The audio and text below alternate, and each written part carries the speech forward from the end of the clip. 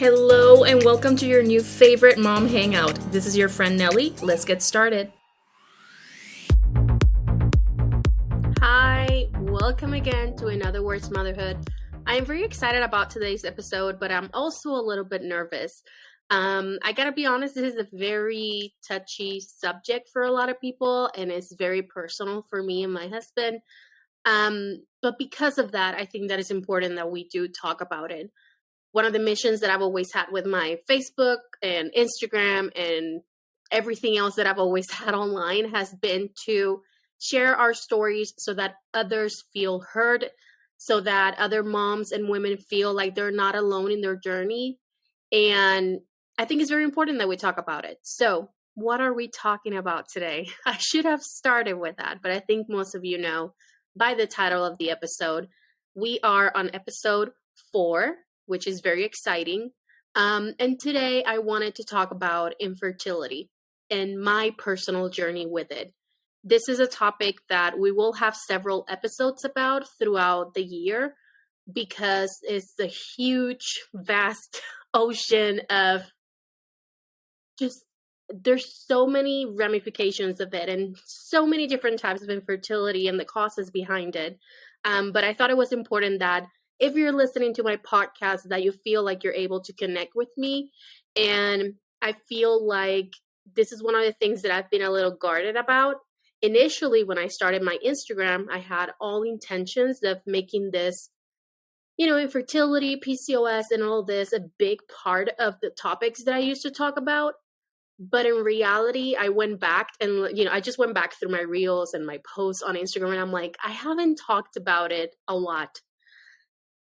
And I think, again, this is a topic that people get a little iffy about because it's not talked about enough. And I feel like because of the type of content that I create, and I'm just being very honest with you right now and plain and simple, because of the content that I create, which sometimes can be a little bit funny or quirky or talking about some of the hardest parts of motherhood and the funny and all that, it may seem a little bit like I complain. And I say that because I've gotten comments of people sometimes saying like, well, motherhood is wonderful. Let's talk about all the wonderful things about it. So I'm like, man, if they know that I went through infertility, they may even have more reason to feel like, why would you complain? Because I feel like that's also one of the motivations that I have to talk about motherhood and the struggles and the beauty and everything all together. Because it's almost like we tell women that your experience and your feelings are not valid under the umbrella of motherhood. You're supposed to have this joy and all of this, rainbows and butterflies. And don't get me wrong, motherhood is freaking amazing. It's the best thing that I've ever done. And it's also the hardest one. And again, it took me a long time to become a mom.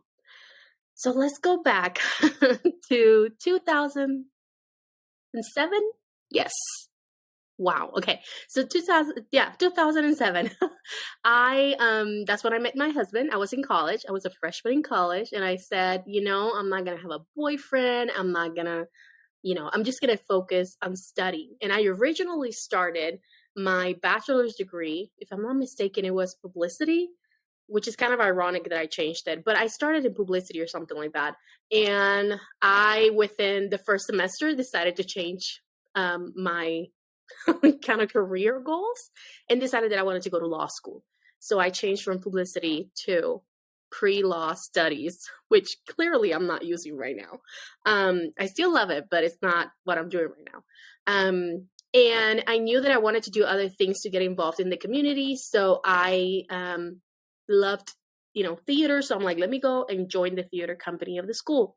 And I did. And I was also on the honors program, and lo and behold, within the first semester of me saying, I am not going to meet anybody. I'm not trying to get married young. I saw people getting married young, young and having kids left and right. And I'm like, that's not going to be me. And then, of course, by like October, November, I met Luis, and I was like, oh no, this is it. Like, I knew this was it. And by January, we officially were together. We could do a whole episode about our love story.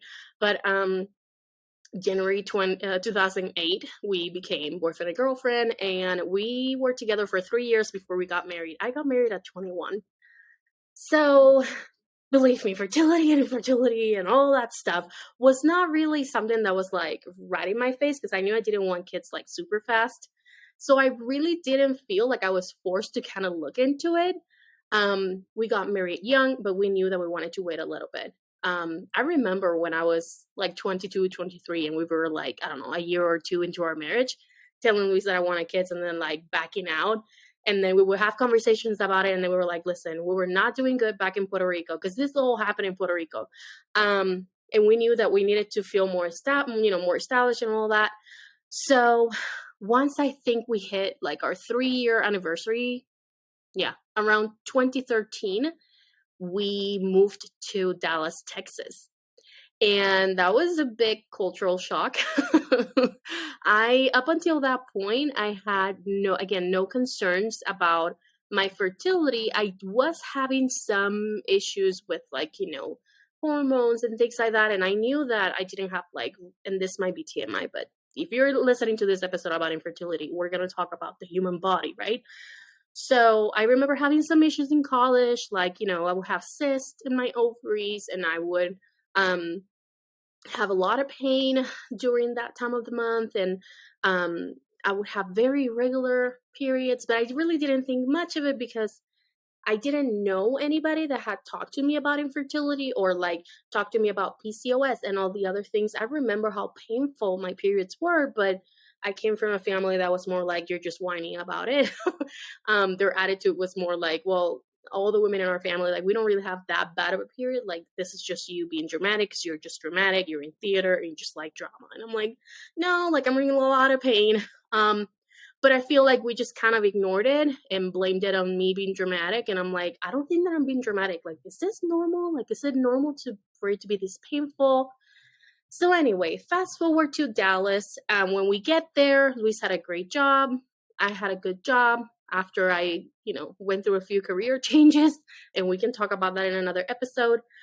But we were married then, 3.5, 4 years. And we were like, okay, maybe now that we're in a new place, we don't have family close, but I feel like I'm ready. So we never really set a date where we said, we're going to start trying for kids right now. It kind of just came naturally, in the sense that we just said, let's just see what happens. And we are Christians, we believe in God. And I always said, this is in God's hands.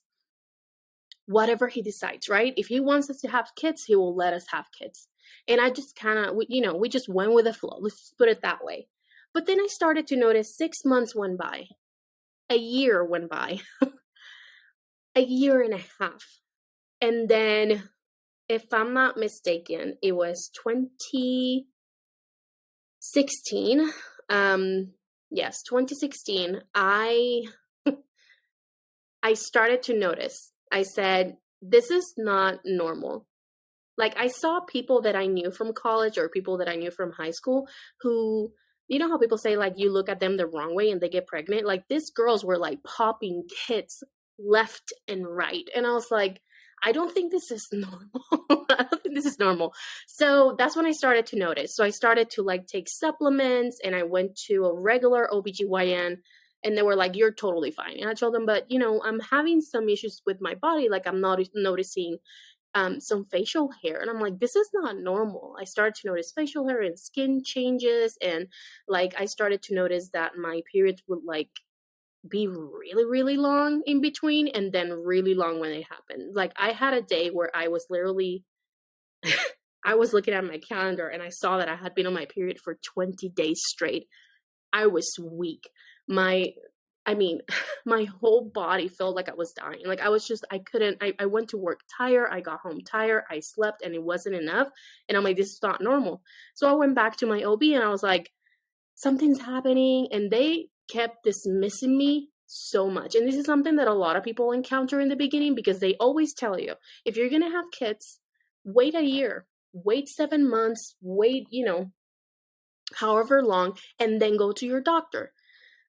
just like they do with the autism and other stuff, where it's like, let's just wait and see. Well, the problem is, the longer you wait, the longer it feels like it's going to take you. And mind you, we had already been doing this for over a year and a half, where we were just kind of like seeing if it happened, and it didn't. And I'm like, this is just not normal. I was having all these issues. So I finally said, let's just see. I prayed, I got on some supplements, and I ignored it.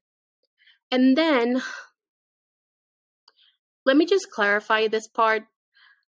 Most people that know me and know me, quote unquote, well, don't know this about me. And I was debating on telling you this part because I haven't made it like a public thing ever. Probably people in my family don't know about this, and I may get emotional, but right before we got into the thick of fertility, I remember I got the flu, and I wasn't feeling great, obviously, because I had the flu. But around a week into it, I started to notice that I was bleeding a lot. And I said, I don't think this is normal, because it wasn't really like when I expected it to happen. I was having a lot of pain, and I was having a rough time communicating to my husband my needs. And this is something that to this day haunts me, because I feel like I could have gotten so much more support and I didn't. I'm sorry. Basically, I had a miscarriage out of nowhere. It was very scary. It was early in the pregnancy. Mind you, I had been trying for so long, or at least not taking any precautions for it, that you would think I would have caught it. And that was the 1 month, because I was so sick, that I didn't test. Because I mean, the amount of pregnancy tests and ovulation kits, as a person who's trying to have kids, the amount that you buy, like, I kept those companies afloat that week and that month and that year. Like, I used to buy 10 packs of Dollar Tree, little pregnancy tests and ovulation tests and all that stuff. But the 1 month that I didn't check, I had a miscarriage. And I didn't tell pretty much no one. And at that point, that's when I decided I have to go to a doctor that knows what they're doing. So I called again my OB, and I told her, I think something is wrong with me. I think something happened. I think I had a miscarriage. And they were like, well, yeah, probably. Just come and we'll just check you to make sure there's nothing left. They were so cut and dry with it. They gave me no sense of what had happened to me was traumatizing. And they were treating me like, because they see it every day, I feel like some people just get so desensitized to it. I mean, I called that office and I remember feeling so overwhelmed, because I'm like, is this really happening? Like, am I just bleeding out of nowhere? And they checked, and I still had a little bit of HCG left, which is the hormone that you get when you get pregnant. But it was almost gone. So they said it's probably a chemical pregnancy. Chemical pregnancy is what they call when you have a miscarriage really, really early, like 4, maybe 5 weeks, or like right before your period. And then you basically have like a really heavy period, but nothing else. And I just felt like nobody was validating the fact that I've been telling this doctor for a year that something is wrong with me, that I don't feel good, that I'm trying to have babies and I cannot have them. And they're telling me I'm going crazy. I went online and I told her, I looked up the symptoms. I think I have PCOS. And she blatantly told me, we did an ultrasound, you look fine. And I'm like, what? Like, I knew at that point enough to say I need a new doctor, but I wasn't really advocating for myself. I think that I just felt like, I think it's a lot of cultural shock too. Mind you, I had come from Puerto Rico to live in a new, a new country basically, because even though we're U.S. citizens and we were bilingual and all that, living in the island is completely different from living in the continental U.S. And I had a lot of cultural shock. I didn't feel like I fit in. I didn't feel worthy. I didn't feel like I was enough. I was going through a lot of emotions at the time, and I didn't know how to advocate for myself. So anyway, I told her that I needed to do something about it. And her response was, let's just put you on Clomid. She didn't check to see my hormones. She didn't check to see if that was the best choice for me. And what is Clomid? If you have never heard of Clomid, Clomid is a hormonal fertility drug that basically makes you ovulate, or is supposed to help you ovulate. But when they haven't even checked to see if you have PCOS or any other condition, it's like throwing darts and hoping that it sticks. Like they just throw in things left and right and hoping that one of them sticks. And I think she gave me that medication because she just wanted me to basically shut up. Like, let's just give her something so she goes. I was on Clomid. Let me just give you this detail. Clomid makes you feel horrible. For me, Clomid gave me night sweats, like horrible night sweats. Like I was soaking the whole night. I would throw up. I was nauseous all day. My appetite was up and down. My mood swings. I was crying. I felt like I was digging a hole and just throwing myself in. Like I was so depressed and so, when things trick your hormones, it affects everything. So she puts me on Clomid, and usually they don't recommend that you do Clomid for longer than 3, 4, 5 months because the effects are just so harsh on your body. I did Clomid for like 8 rounds, meaning 8 months. And every single month, without fail, I would go in.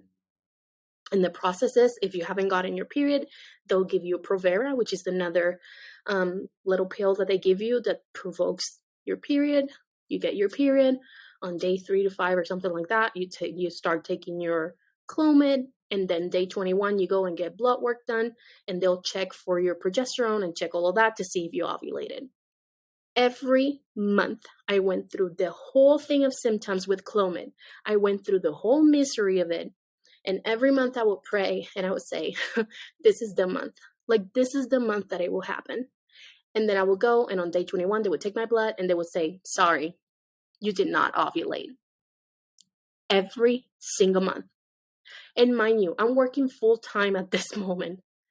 And I had to go to work every day with a smile on my face. And it seemed like everybody around me was getting pregnant. Like boom, boom, boom, one after the other. Like there was no break in between. Like these women were getting pregnant like every week. That's what it felt like for me. And I'm the most creative, everywhere. Like I always try to be very creative and spontaneous and do little, decorations and things for holidays. Like I love the holidays. I love being creative, all of that, right? So of course they will come to me for baby showers. They just got harder and harder, but I would always show up. And that's something that we'll talk about in a little bit. But after doing 8 rounds of Clomid, I had to stop. The last one, I remember I was just like, my body was aching. Like I couldn't sleep. I couldn't eat.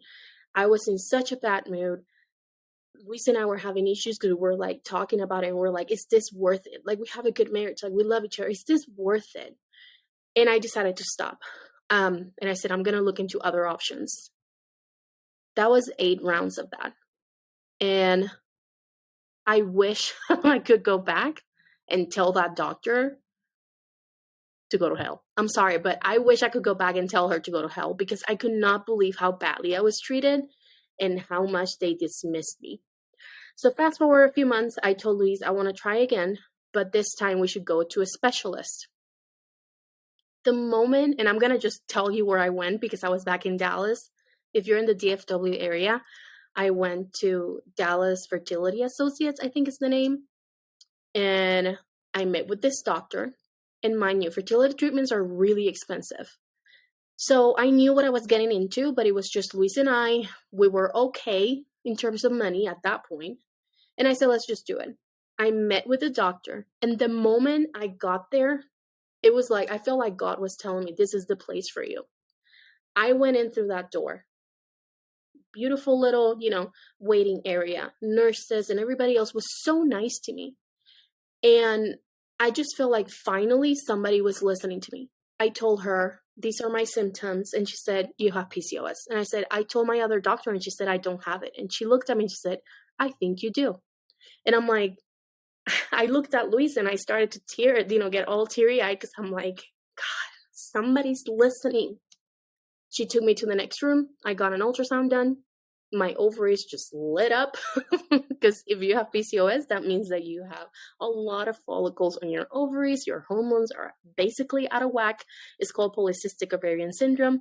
And the little follicles that are supposed to grow and become eggs, they don't, put out any eggs basically. And sometimes they become cysts because they grow so big that they become cysts. And then if they rupture, it hurts like a mother.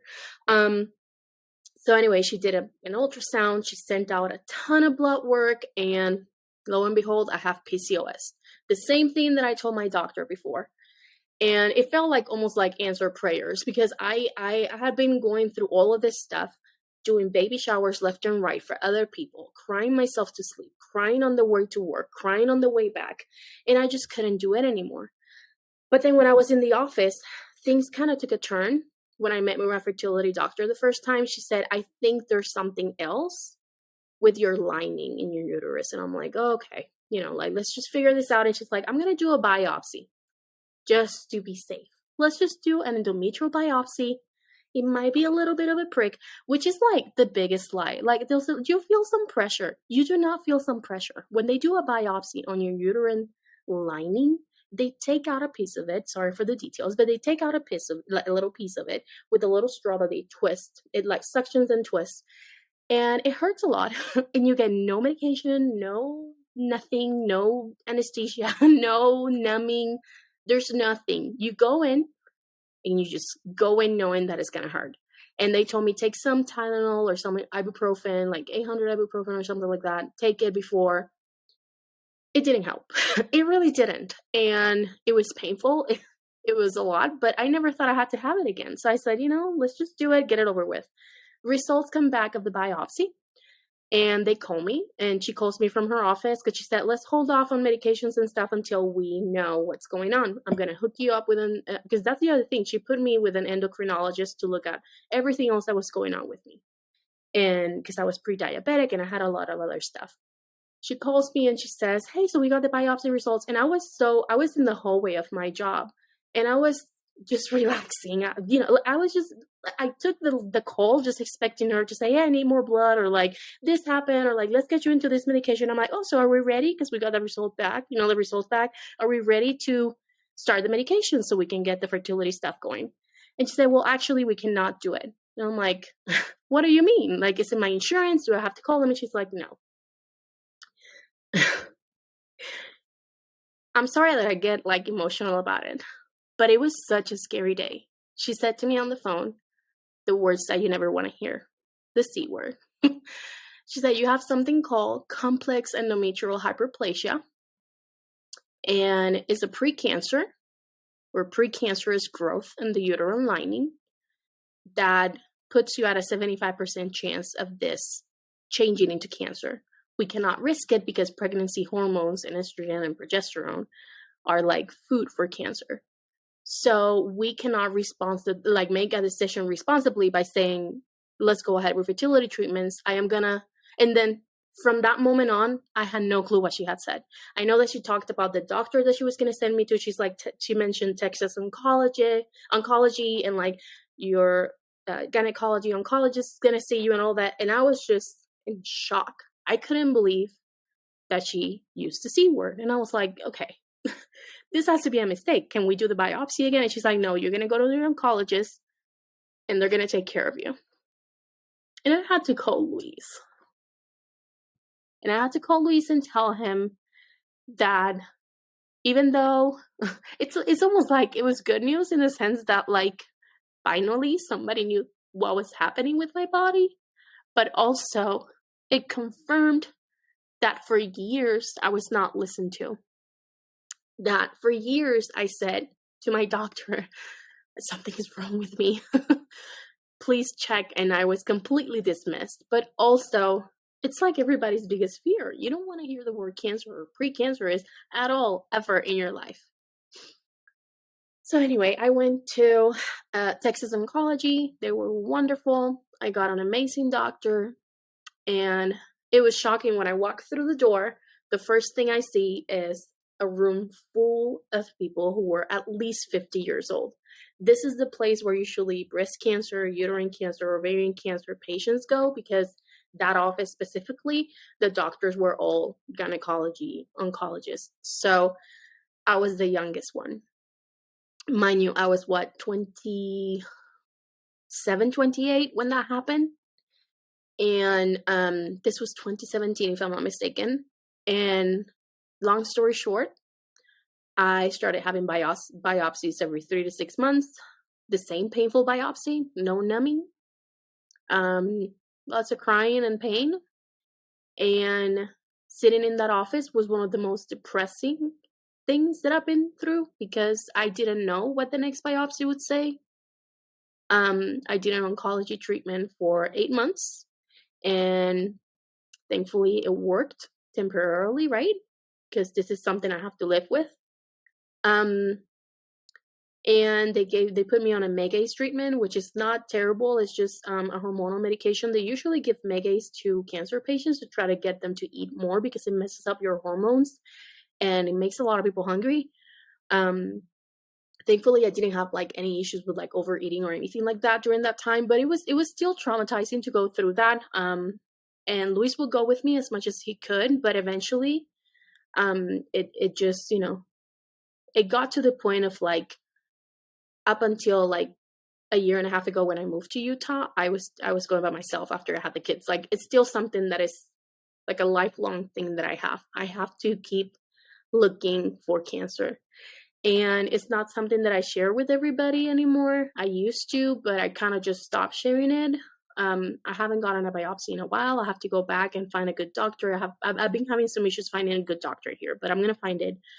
And yeah, it was traumatizing. But after 8 months of treatment, my oncologist looked at me and said, "Your last biopsy came back clear. There's no more complex endometrial hyperplasia at the moment. It will come back. So go have babies." And I remember feeling like, oh my gosh, like this dude thinks that I'm really going to get pregnant. Like, dude, I've been doing this for a while. I'm not going to get pregnant. So I went back to my fertility doctor. She was amazing. And she said to me, "I'm going to get you pregnant," which now that I think about it sounds very weird. But she said, "I'm going to get you pregnant." And I'm like, okay, I'm going to trust your expertise. So again, to summarize, had a miscarriage, a year and a half of doing nothing with an OB that was not listening to me. I knew that I had PCOS and nobody was listening. Found a fertility specialist that finally diagnosed me with a PCOS and a ton of other stuff. Did a biopsy just to be quote unquote safe, and ended up finding that I have this hyperplasia condition that just keeps coming back and it's precancerous. Do an oncology treatment for 8 months. My oncologist says, "Go get pregnant." I come back and my fertility doctor is convinced that she's going to get me pregnant. Mind you, after you've been doing this for, I had been in Texas in 2013, so it had been 5 years at that point. I was done. I was emotionally so done, because this is one of the things that people don't talk about. Like, you feel so guilty. You feel so useless some days, because I'm like, how are women around me everywhere getting pregnant left and right just by looking at them right, like the right way? It's a daily reminder. Everywhere you look, there's pregnant people. And you feel so bad to look at your friends or family members and people that are getting pregnant and knowing that that's not you. I remember feeling like, what the heck is wrong with me? And I used to cry to God and be like, "God, like, why? Like, why can I not be a mom?" And I feel this need to be, like, I always knew I wanted to be a mom. I dreamt of being a mom, having little babies and having kids. And like, I always wanted it. I knew that I had all this love to give, but I knew that adoption wasn't an option for us. A lot of people will say to you, "Well, you can just adopt." That's a great idea. Do you know how expensive it is to adopt? Way more than even doing IVF, and IVF is like $30,000. So we just knew we couldn't do it. And I went to my doctor and I looked her straight in the face and I said, "I don't know how long I'm going to do this, but let's try it." And we did. We changed medications. She said, "We're not going to do Clomid again. That was horrible for your body." And she said, "We're going to do 2 or 3 tries with medication only. Then we will move on to IUI, which is uterine insemination. So basically they take the male thing and put it in you and hope for the best. But the problem is those can range from $500 to $1,000, and the success rate is not the best. And there are people who go through IUIs like 7 times and then they move on to IVF. She was very clear with me that if IUI didn't work, then if we had to do IVF, it was going to be very expensive. IVF also doesn't mean that you're going to get 100% chance of having a kid. IVF can run from 15,000, 20,000 to 30,000, depending on the clinic that you're in. And that's per transfer, meaning you go through the whole process of egg retrieval, medications, all of that stuff. Then you have to, and that includes all of that. But that's for one transfer. Every time you transfer again, you have to pay like 5,000 additional for each transfer if you have already embryos made. Like, it's a whole thing. And then there's different types of IVF that you can do, meaning you can do like a fresh transfer, meaning they fertilize and insert that same day, or they could do a frozen, like where they wait and observe which embryos grow enough into, all the other stages of that embryo and then transfer. This is a whole thing. And I knew that I didn't have the resources to do IVF. I knew it. So I told myself, which is kind of sad, but I had to tell myself, if this doesn't work, if it doesn't work right now, the first try, I'm done. Like, I cannot go to IVF. And I don't want to spend even $500, $1,000 on IUI when I know it's not going to work. Like, I'm like, I know it's not going to work. Like, I was so done. After 5 years of going through all of this hell, I was done. And I feel like people always try to be so helpful. And even when I went to the fertility doctor, like, I remember people telling me like, oh, this is it. You're going to get pregnant. You just have to relax. You just have to relax. I had somebody who told me at work, and maybe she'll listen to this, but she told me, you know how I got pregnant with my son? I drank 2 margaritas on vacation and I got pregnant that night. Maybe you should just go and drink, because she knew that I really didn't drink. And, people try to be helpful, but none of that helped me. On the contrary, I feel like I just feel even more awful, because it was just a constant reminder of how much people were clueless to this world. I was on so many medications, on so many, inositol and all that stuff. Those are all supplements and stuff, even stuff that my doctor recommended, stuff that the internet recommended. I was on 3 different Facebook groups for infertility. People, posting their ovulation kits. Is this positive? Or their test, their pregnancy test. Do you see a second line? I would get flashlights underneath my pregnancy test every night that I did it. I mean, I don't think that people know how much of your life is just consumed by it every day. You know how people say, like, you have line eyes or whatever? It means that you're looking at the test so much that you start seeing lines. Like, I was suffering so much throughout that whole time.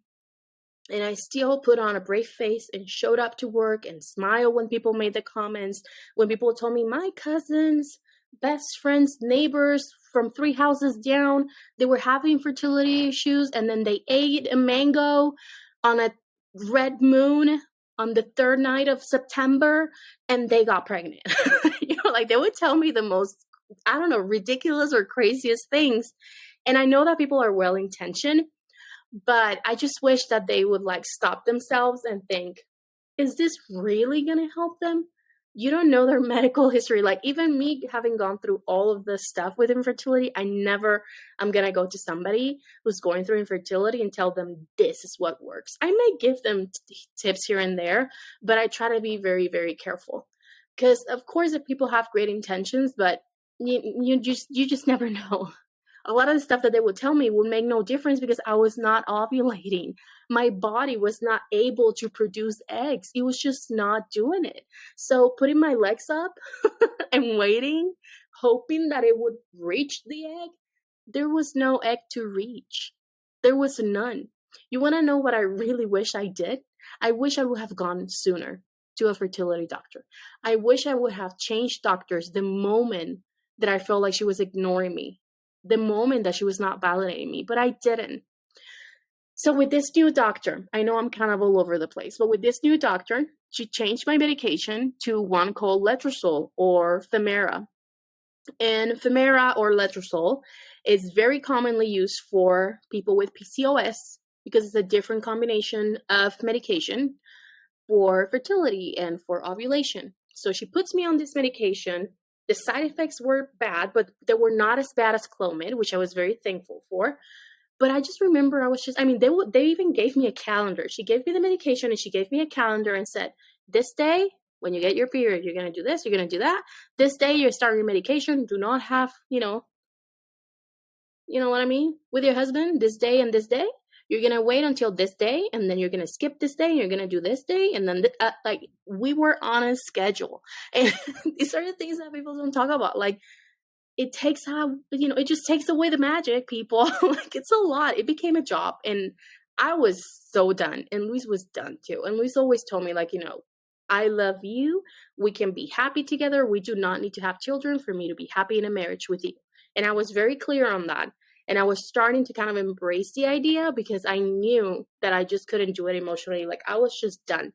So fast forward, she, does the 21-day progesterone test. And of course, I didn't ovulate.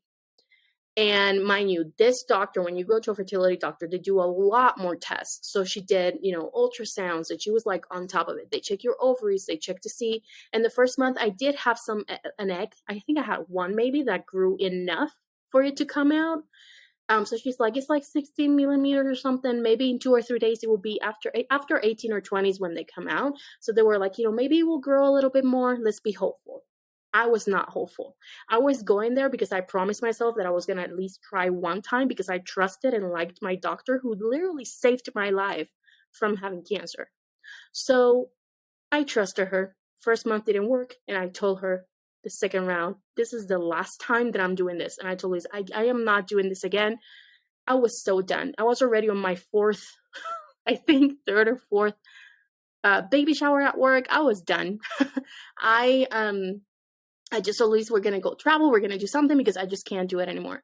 And then, of course, that was the month that it worked. So it's funny because I still have the pictures I'm going to try to put the pictures here, but I don't know if I'm going to be able to if you're watching on YouTube, I'm going to try to put the pictures. But I had pictures of that ultrasound where I had 3 little eggs that could come out, 3 follicles that grew enough. And I keep saying eggs, but it's the follicles where the egg comes out from. And I remember there were 3 and 2 of them were kind of close in size, but she was like, no, this big one is the one that's going to come out. Yeah. And I remember Luis telling me when he saw the picture, he's like, there's 2 big eggs. Like, there's 2 big ones. And I'm like, no, but she said this is the one that's going to come out. And he's like, no, those look big. Those look big. And of course he was right. So I did the medication. I had no hopes. I was just like, this is just stupid. I had to do injections too, because once you do the letrozole to get the eggs to grow, you have to do injections to promote them coming out because they don't just come out on their own. So I had to inject myself, and Luis used to help me with that. The shots are not fun. They can be a little painful, but you just do it, right? Because you want a baby so bad. And I did them, and it takes a few days for it to be out of your system. So I kept testing and testing and testing to see because it shows as positive after you do the shot. So it's supposed to gradually go out. And instead of going out, it went out for a few days, and then it started to get darker. And I'm like, there's absolutely no way that this is real. And I went to Target 2 days or 3 before my period was due and got some pregnancy tests and stuff. And I did pregnancy tests at work, and they were positive. And something that people don't talk about much is that they expect people that have gone through infertility or have a miscarriage or things like that to be so excited when they get pregnant. And what people don't talk about enough is how terrified you are. Especially since I already had an early miscarriage and I had been trying for 5 years. I had no hopes of this pregnancy sticking. Every day, you are reminded of all the struggles that you had. The trauma that comes with going through infertility is something that people don't talk about enough. I had no hopes for the pregnancy. I did not have them. I went, and that same day that I took the test and it was positive, I went to Target, got a few little onesies or whatever to show my husband. And I showed him, and it just said like I left my daddy or something like that with the test. And we just sat in our living room and we cried. You know how some people celebrate when they get pregnant? You would think that after me trying for 5 years, I would have cried out of happiness, and it wasn't.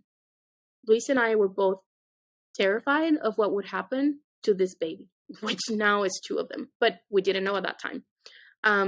Luis comes from a family who also had special needs, and his brother had muscular dystrophy, and he passed away a few days after our wedding. So he had a lot of other stuff that was concerning for him. He's like, is this baby going to be okay? Like, are we going to be able to do this? Is the pregnancy even going to work? Like, am I going to have a healthy pregnancy? And it was just very traumatic. So was I happy? Yeah. Was I terrified? Way more than happiness. I felt like it was almost like I wasn't letting myself I really wasn't letting myself become happy or excited about it. Like, I didn't want to be happy. I didn't want to be excited about having a baby that I didn't even know if it was going to make it. Every morning I would wake up and, wipe or check to see if I have blood. And several times I did, which later on made sense because I had a little hemorrhage and I was having twins. So that probably contributed to it. But at that point I didn't know. I called the doctor's office, and when you're doing fertility, they check you like regularly until you're like 9 or 10 weeks, and then you graduate from the fertility clinic. I wasn't even expecting to graduate from fertility clinic. I was just waiting for the shoe to drop. Like, I was waiting for them to tell me that my body sucked, like I knew, quote unquote, because I was so not confident on my body. And I cried a lot, and I felt like I couldn't tell anybody how I was really feeling because, again, just like I said earlier, people expect you to just love motherhood and not be scared of it or terrified or whatever, but I was terrified. I didn't know what was going to happen. And I wish that I could say that I was ecstatic about being pregnant, but a lot of my pregnancy was spent crying and worrying about what was going to happen. And it was kind of miserable. A lot of people still ask me, like, if I want to have more kids after having twins. And obviously, a lot of it has to do with the fact that, oh my God, I'm going crazy with twins. But also, there was a lot of trauma in getting pregnant, in having to do oncology treatments, in going through doctors and medications and feeling horrible. I also had a very difficult pregnancy, which we will talk about on the next episode. The episode next week is going to be about birth trauma. It's going to be about the NICU experience for a lot of moms, things that we don't talk about enough. So that's going to be another episode for that.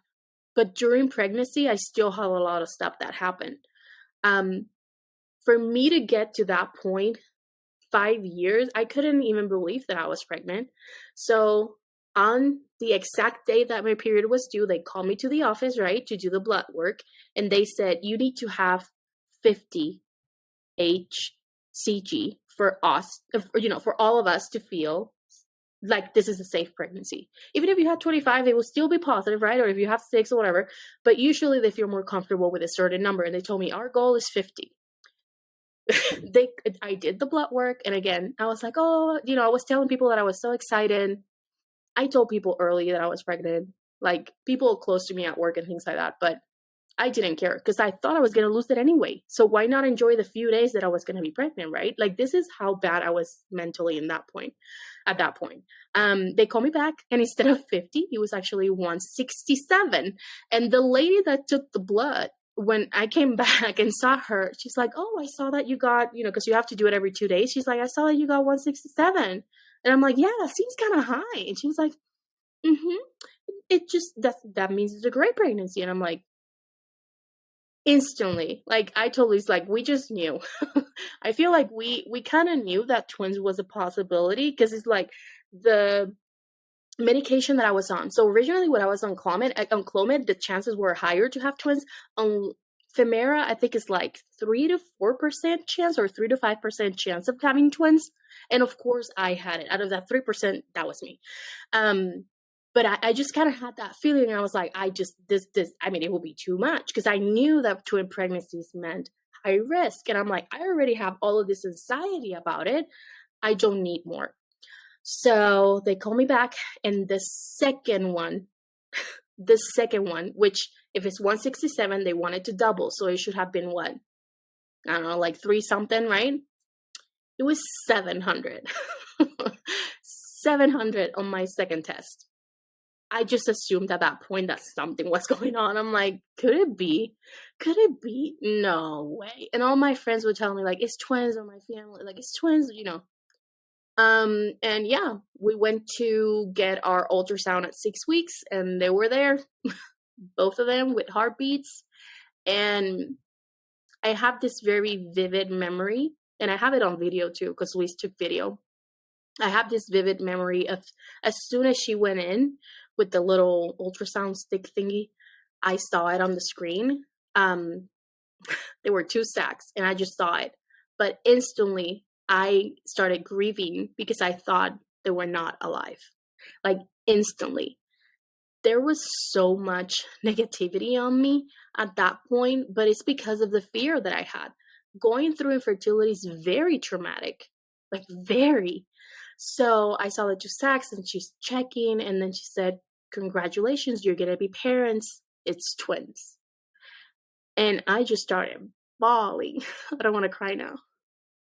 But I just started bawling because I was like, and I said it out loud. I said, they're alive. Like, there's something in there. Like, they're alive. Because I didn't think at that point that I was even worthy of having these babies. Like, I thought my body didn't work for so long. How is it that now I'm pregnant and there's 2 babies in there? There's heartbeats. Like, what? They're alive. Like, I was just in shock. But once I saw the heartbeats, I started to get a little bit more excited about it. Which brought a lot more anxiety to it. But yeah, it was a whole experience. I feel like up until that point of that ultrasound, the fear was number 1, and then the excitement. After that, I started to get a little excited. They kept checking my blood. We went in for another ultrasound, and we saw them moving, and I started to get more excited. The bleeding stopped after a few weeks. So it kind of started to get better. I had to run out of work a few times when I had bleeding to go get checked. So I had a few scares. And then pregnancy on, we could talk about it on the next episode, but it was a very rough pregnancy with twins. I ended up in the hospital at 25 weeks for premature labor, which is a very scary time. The babies are still cooking. They should be inside, right? But yeah, I went through a lot, and I feel like I wish that if I could go back and tell myself something, it would be I don't know, maybe if it was too much, and this may sound horrible and people may come at me for this, but because I had no support, because I made myself be in this little bubble, and I was so secluded because I felt like nobody understood around me, nobody was talking about it, I wish that I could go back and kind of take away a little bit of the pressure that I had. I love being a mom. I'm very blessed that I have very healthy and beautiful twins now who are going to turn 4 in a few weeks. But I just wish that I didn't put so much pressure on myself. I wish that I could go back and just kind of force myself to go get a second opinion. And if you're going through infertility right now, there's always a second, third, fourth, fifth, sixth, and so on and so on. So many other opinions. Never feel like you have to stick to this doctor. It's the same, to me, doctors are the same concept as work and companies. You don't owe them loyalty. I feel like I was telling myself, like, this is your doctor. Why would you leave? Listen, she can get other patients. If she's not treating you right, you need to leave. I feel like a lot of the stuff also came from, like, I read reviews before I chose the doctor, and I wanted a doctor in a specific area. I ended up finding a doctor in a different city, and it was way better. I had to drive to Dallas. I was not living in Dallas. I lived outside of Dallas, so I had to drive in the Dallas traffic like 35, 40 minutes to go to my appointments every week, and I still did it. So I feel like if I could go back, I would probably tell myself to look for a second or third opinion, to not put as much pressure on myself. And I wish that I didn't get to that point of darkness in the journey, but I guess it just comes with it. I just wish that I would have reached out to more people, that I would have shared more with other people. And because after I started sharing what was happening, I started to notice how many people around you actually go through infertility and nobody talks about it. I think it's 1 in 8, right? That's the standard that people say. Like 1 in 8 couples will have to go through infertility. And it's a lot. It's a lot. Or 1 in 4. I don't even know. I should have looked for the statistics. Don't quote me on that. I will look it up and share it with you later.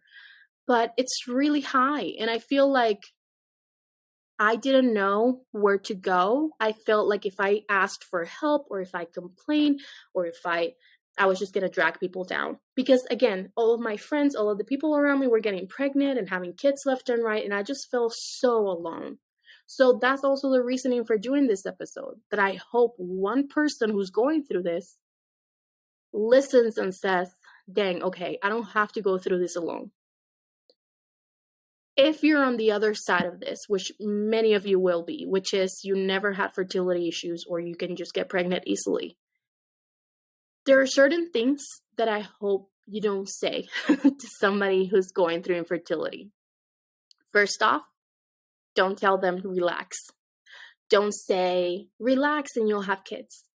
Don't say so-and-so did this and so that I know, whoever's cousin and neighbor and all that did this and it worked. Or I got drunk and that's how I got pregnant. Don't do that.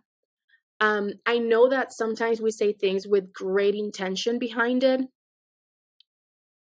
but just think for a second that what you're saying to that person is probably something that she already tried or that he already tried. Because, I mean, Luis also had to get checked when we went to our doctor. Like, this sometimes is male factor, sometimes it's female, sometimes it's both. This is a really, really hard journey with a lot of ups and downs, a lot of financial strain for the couple, because it's very expensive. It's a long process usually for people. Lots of trial and error with different doctors. You're basically on a calendar. It takes away all the enjoyment and fun of anything. It's a job. It becomes a job. And everything that you think you're telling them to try, I bet you they probably have. And that was one of the hardest things for me, because I was in a point in my life where I was still very much a people pleaser. And I wanted to make sure that I wasn't upsetting others with what I was saying. I was making sure that I wasn't making them feel like I was being rude. So I was like, oh, cool. I wish I could go back and say, like, stop. What you're doing right now is not helping me. Thank you so much for the good intention, but know that nothing that you say, I probably haven't tried. I tried everything. I mean, if they told me that walking sideways against a cold wall with like a mango in my hand, these are just random things. But I mean, I was told everything under the sun. And what worked for me probably won't work for other people. What worked for other people probably won't work for me. Just know that not everybody that is going through infertility is for the same reason. Absolutely not. Mine was PCOS and not being able to ovulate. Some people have issues with their ovaries or with their uterus, or they have 2 uteruses, I don't know, or the shape of their uterus or something else. Like they have an inhospitable, and they call it, the names that they give these things are just horrible, but inhospitable uterus, where they just keep having miscarriage after miscarriage, or the egg quality is not the greatest. Some women, their ovaries are not producing enough eggs for the same age range that they are in. They get tested and then it shows that the amount of eggs that they have left is the same as a 40-something-year-old woman. Like, there are so many things. Endometriosis, male factor infertility, which is really hard sometimes to try to get that fixed. Like, some men are never able to recover from that. It may be genetic, it may be something else, you know? So just be gentle with people. Stop yourself and think a little bit before you speak to people, and know that the best thing you can do sometimes is just say, hey, do you want me to bring dinner to you? And just drop it at the door. And you can just say, I'm here if you want to talk. If not, let me know what you want to have for dinner. Can I come and clean your house? The same stuff that you should also do for newborn, moms and like new moms. It should be an act of service, not always advice. I feel like people feel like they have to say something, make it right. Don't try to make it right. I hope that this helps you a little bit to understand what to do and how to approach things like this. But just know, a lot of us are going through it or went through it. It's a horrible, horrible thing to go through. And if you're in this position right now, I know a few people who are, just know you're not alone. people have the best intentions, they really do have the best intentions, but yes, they will sometimes offend you and make you feel sad. Just know there's a lot of us in the journey or have been through it. If you have questions, if you want to reach out, do it.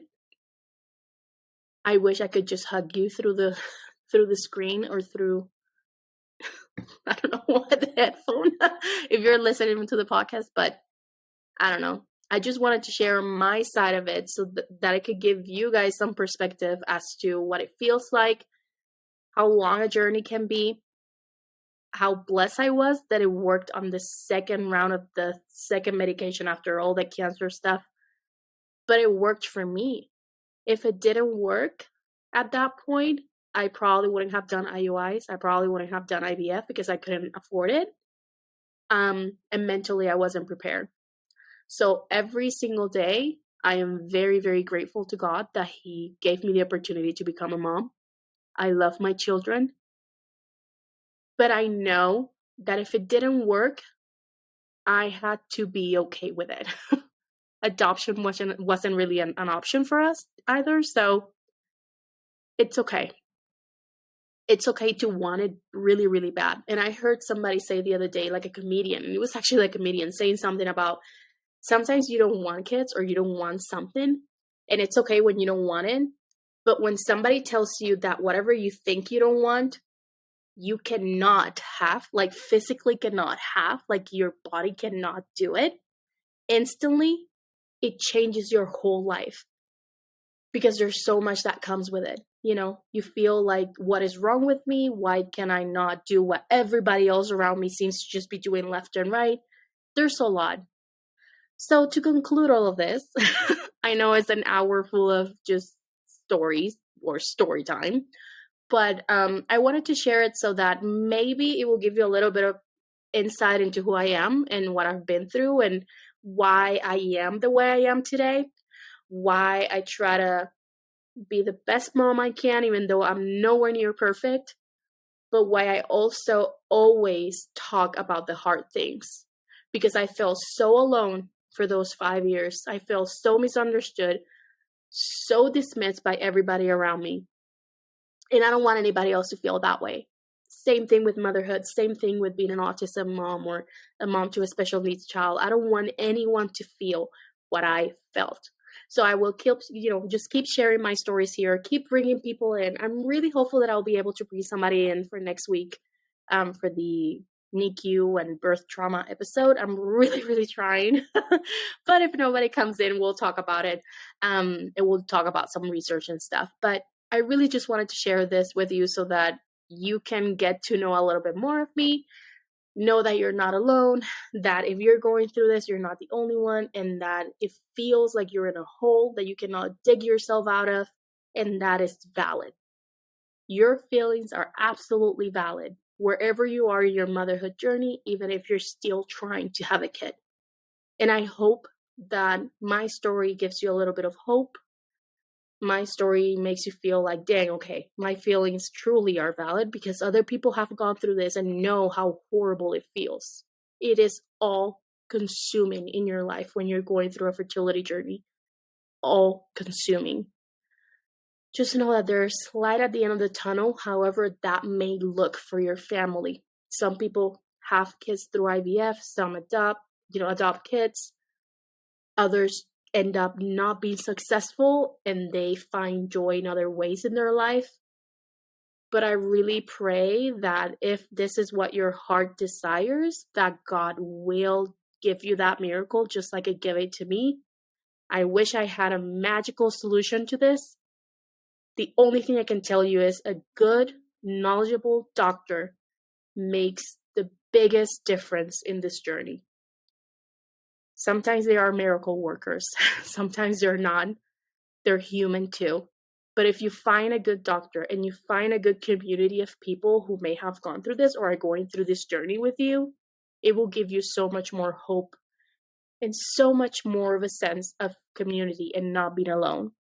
So again, I'm glad you're here. Thank you for listening. My name is Nelli.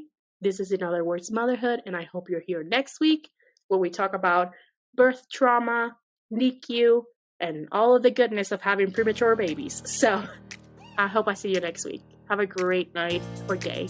I don't even know what day you're listening to this to. Anyway, take care. Bye.